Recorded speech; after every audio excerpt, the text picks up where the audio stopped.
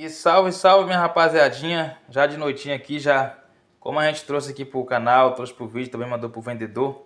Rapaziada, o vendedor resolveu todos os probleminhas, tá? Graças a Deus. Recebi a mercadoria hoje, nesses instantes. E aí, ó, a capinha veio mochilada, ele decidiu mandar outra, até falei que eu não precisava. O sabre, a corrente, a chavinha que tava faltando, mandou uma vela de brinde. E eu tive que comprar isso aqui também, né? Porque eu ia precisar, né? Tive que comprar não. Eu ia comprar só um.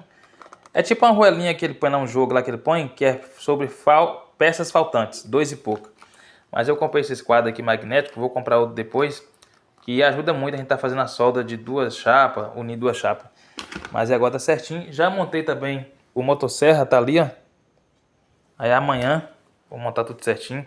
Mas ficou, ó, show de bola, o vendedor atendeu super bem, resolveu o problema, né? Então é isso aí, minha rapaziada. Tamo junto e é nóis!